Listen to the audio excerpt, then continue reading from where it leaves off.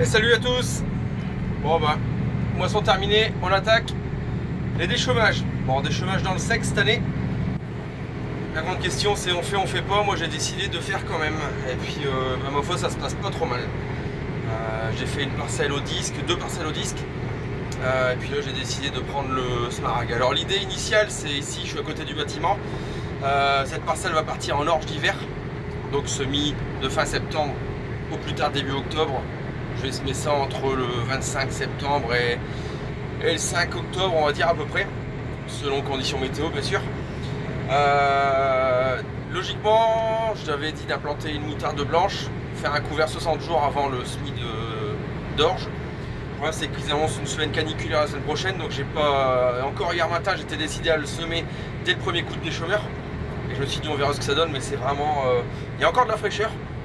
Le fait que j'ai des terres quand même chargées en matière organique, je garde la fraîcheur, mais pas assez pour dire de faire une bonne levée de la moutarde courant la semaine prochaine. Il va lever 10% des graines. C'est pas le but recherché. Donc ce que je fais, c'est que je déchaume là, environ 10 cm pour détruire un petit peu ce qui est repoussé, faire un peu de germination quand même de perte de blé, des choses comme ça, des graines. Et puis suite à ça, je me tiendrai prêt. Je me laisse encore 10 jours pour essayer d'implanter cette moutarde. Tout comme les colzas, la décision ce sera ça, c'est si pluviométrie il y a, on se tient prêt, on attaque. S'il n'y a pas, et les semences resteront dans le sac. Hormis une parcelle de colza que je sèmerai quand même, ce qu'elle est dans les fonds et je suis à peu près certain de la lever. Voilà. Donc ici la moutarde, voilà un peu la parcelle, vous la connaissez, hein. Voilà, donc ici, si a priori, bon, quelques spécialistes nous parlent d'orage fin de semaine prochaine, dans 8 jours, suite à la semaine caniculaire. Si orage il y a, l'avantage c'est que j'aurais déjà démonté une fois un petit peu la terre, et je pourrais malgré le sec la semaine prochaine tenter mon semis de moutarde afin qu'il tombe un orage dessus. Voilà, je fais des conneries, j'accélère avant de poser.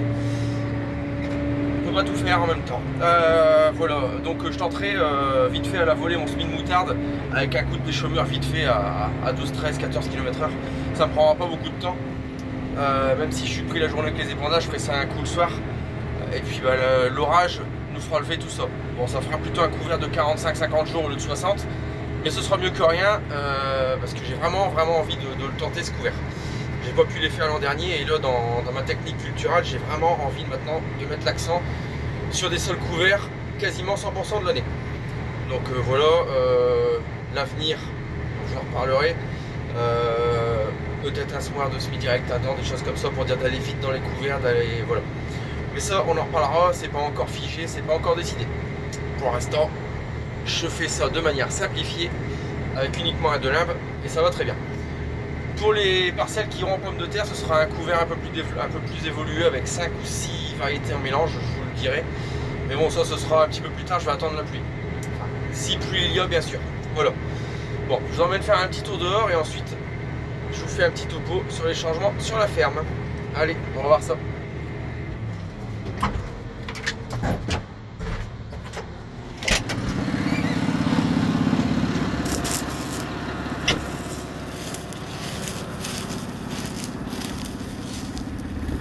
Bon, vous voyez, je rate pas bien profond, hein. Voilà, le but c'est uniquement de démonter un peu ça, mélanger un peu, il y a un petit peu de fraîcheur, et puis de mettre, parce que bon, on a eu des gros rendements, mais qui dit gros rendement, la machine a beaucoup de grains à traiter, un petit peu en dévers, on n'a pas de caisson toniflant, on a tendance à perdre un petit peu même sans aller vite, donc le but c'est d'essayer de mettre en germination un minimum les graines de blé pour pas retrouver de blé dans l'orge d'hiver. Voilà. Ce que je veux traiter aussi, c'est ça, des repousses de pommes de terre. Voilà, regardez, c'est des grenailles qui ont été perdues. Ça, concrètement, ça se ramasse pas, c'est trop petit, ça se ramasse pas avec l'arracheuse. Il n'a pas gelé l'hiver dernier, donc elles n'ont pas été détruites malgré que je fais un semis sans labour. Je les ai pas mises dans le fond, elles sont restées à la surface dans les 5 premiers centimètres, mais elles sont pas détruites. Pourquoi je veux les détruire assez vite? Parce que je veux pas qu'elles soient porteuses de maladies quelconques de la pomme de terre, qu'elles me transmettent tout ça à mon sol, parce qu'il y a certaines maladies de pommes de terre qui sont dont le sol devient réservoir et on peut les retrouver des années après. Donc le but de détruire ça, c'est que ça pourrisse pas et ça parte pas en n'importe quoi et de retrouver des maladies la prochaine fois que je vais mettre des pommes de terre ici sur l'autre dans 3 ans. Voilà. Alors, regardez comment on retrouve notre pomme de terre qui est arrachée. Voilà. Voilà, elle est carrément racine nue. Les chaumes sont complètement démontés. Voilà. L'avantage du Smarac, c'est que ça fait vraiment un bon brassage. Ouais, je suis vraiment pas profond, je suis déjà dans le bout là. C'est vraiment superficiel. Déjà quelques repousses de blé qui sont déjà détruites. Puis ça, avec les 30 degrés, 35 degrés annoncés la semaine prochaine, mais tout ça va griller et j'aurai pas besoin de glypho. Tout simplement. Vous voyez, petite parenthèse aussi pour dire que quand on a du temps comme ça, on essaie de se passer de produits phyto. C'est pas plus mal pour tout le monde, mais voilà, il faut aussi que les gens en aient conscience qu'on essaye de faire au maximum sans. Mais c'est pas toujours possible. Voilà, regardez encore une. Bon, ça va cramer au soleil, il n'y a pas de problème. Voilà un petit peu le travail que je suis en train de faire. Je vais faire ça sur toute la surface des chaumes. Sur l'autre site où je vais mettre de l'orge d'hiver aussi, notre parcelle de blé, il y avait de l'orge dans le fond. Je suis emmerdé par les mouches.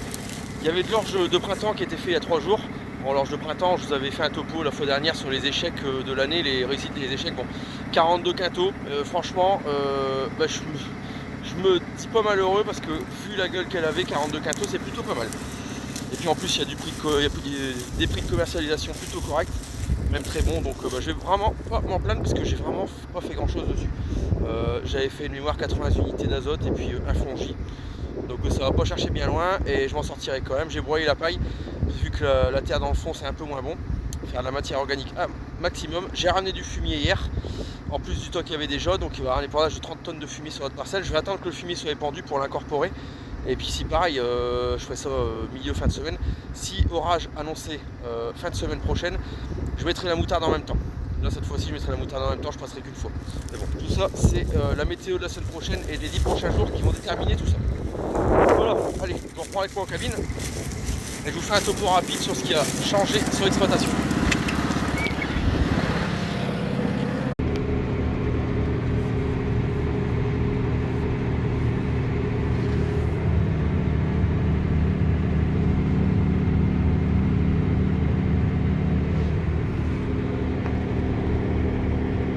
Bon alors, je profite de me trouver justement dans la parcelle à côté de la ferme.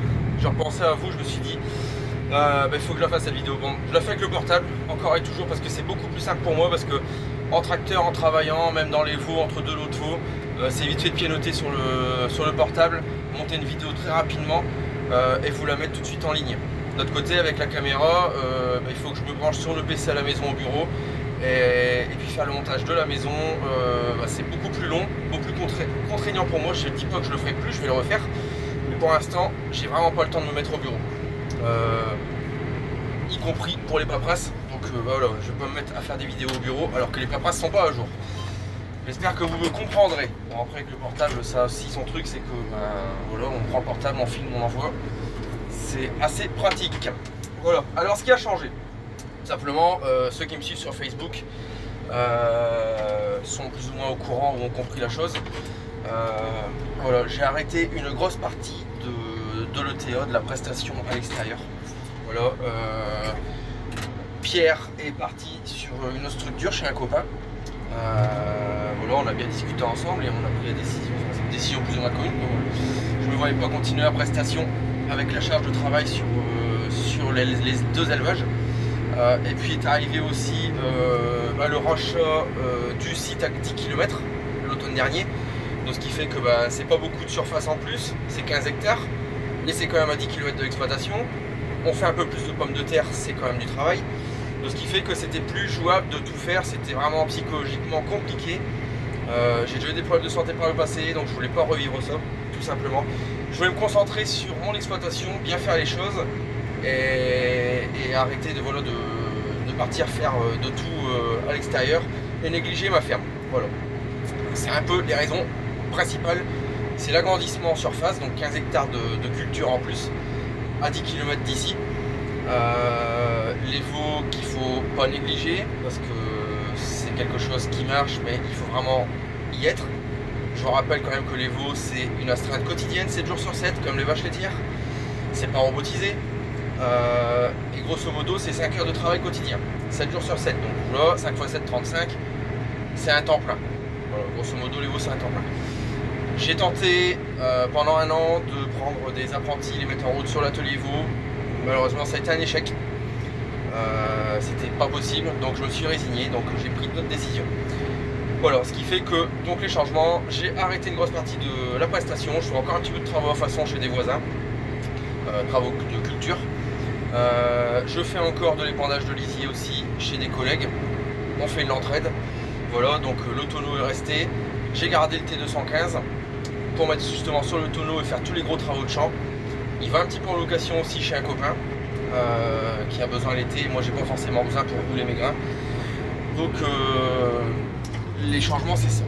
En grande ligne. Voilà, bon, je vais m'arrêter 2 minutes parce que sinon on n'en finira pas. Je vais mettre en fourrière, voilà. Et puis voilà, ce sera plus simple pour vous parler. Alors voilà un petit peu les grandes lignes.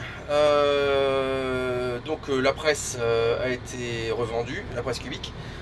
C'était un échec l'an dernier à cause de la météorologie, hein. C'était très compliqué. On n'a pas atteint nos objectifs, c'était impossible à atteindre de toute façon avec une météo comme on a eu où il pleuvait tout le temps, il n'y avait pas de paille, enfin, c'était vraiment très compliqué. Je vous passe les détails. J'ai revendu les pendeurs aussi à un collègue entrepreneur là à côté, à qui du coup je vais faire mes épandages. Et qui a repris aussi une grosse partie de la clientèle de TA avec, et donc je suis très content parce que c'est un jeune dynamique comme moi et qui a démarré voilà tout en bas aussi, et puis ça marche pas mal son truc, et c'était un peu une manière aussi pour moi de lui donner un petit coup de pouce, et je suis très content de l'avoir fait. Voilà, moi je me concentrais à la base, je voulais être agriculteur éleveur, je me concentrais sur cette partie là, continuer un petit peu comme je vous dis à l'extérieur de travaux à façon et de lisier, parce que ça sera un petit peu ma récréation, hein, d'aller à l'extérieur faire ces choses. Et puis aussi pour, voilà, faut quand même l'amortir, le tonneau et le tracteur. C'est quand même une grosse somme d'argent en matériel. Voilà, un petit peu où on veut en venir aujourd'hui. Donc si je fais un récapitulatif de l'exploitation, il y a toujours l'atelier Evo 330 places. Ça reste et ça restera. Sur lequel je me concentre désormais beaucoup, parce que c'est quand même une grosse partie de mon revenu. Reste l'atelier mouton aussi, que je diminue un petit peu. On a objectif 150 brebis, on était à 120, mais je réduis un petit peu, je vais être à 70-80.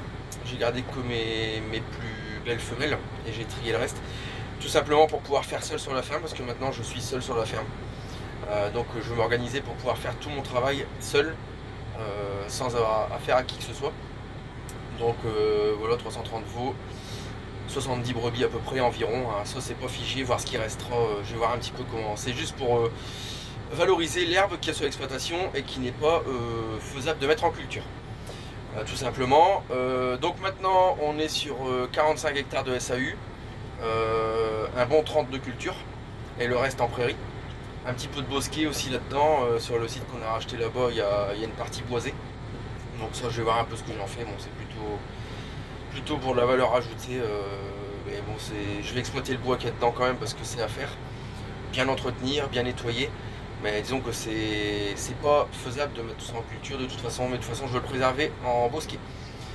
Donc ça fait qu'on a presque doublé la surface en culture, donc ça c'est très bien parce qu'on peut augmenter en pommes de terre, on peut se permettre de mettre du colza maintenant et de plus être simplement en céréales. Donc ça c'est pareil, des cultures comme la pomme de terre, ça c'est de la valeur ajoutée qu'on ramène sur l'exploitation. Au niveau matériel, je vous ferai un petit tour dans une prochaine vidéo. Donc il reste le T215. Donc dans les nouveautés, ceux qui sont sur Facebook l'ont vu, il y a un N134 avec le chargeur d'arrivée à la place du T175. T175 qui, quand il était arrivé, bon ça j'en avais pas parlé bien sûr, mais c'était déjà prévu qu'il reparte. Hein, voilà, il était livré, je l'ai gardé quelques mois, il est reparti. C'était fait d'avance. J'ai préféré garder le gros parce qu'au moins je suis à l'aise. Si je m'agrandis à l'avenir, j'ai pas besoin de changer. Sur le tonneau, dans nos vallées, 215 chevaux, c'est pas trop. Surtout avec le tonneau et la rampe et tout ça. Le jour où je vais mettre un enfouisseur, je suis à l'aise également. Tous les outils de Kuma, je peux les emmener sans problème. Voilà, dans les autres nouveautés, en Kuma, je vous ferai voir, on a acheté une benne AMS Littoral. Donc 23 tonnes de essieux. Voilà, c'est une grosse vingtaine de tonnes, quoi, tout simplement. Et puis c'est tout. Après, le déchômeur à disque Pottinger en Kuma également. Et puis d'autres choses qui vont certainement se décanter, mais ça je vous en dirai plus cet hiver. Voilà, on en parlera plus cet hiver. Voilà, écoutez, je pense avoir fait à peu près le tour, hein, d'avoir résumé l'exploitation telle qu'elle est aujourd'hui. S'il le faut, je vous referai un petit peu une présentation, mais on fera le tour du matériel, du parc matériel, mais plus tard quand tout sera rentré, parce que là, on est un petit peu partout chez des collègues et tout ça. La tonne est en révision, donc elle est pas là, je la récupère dans quelques jours.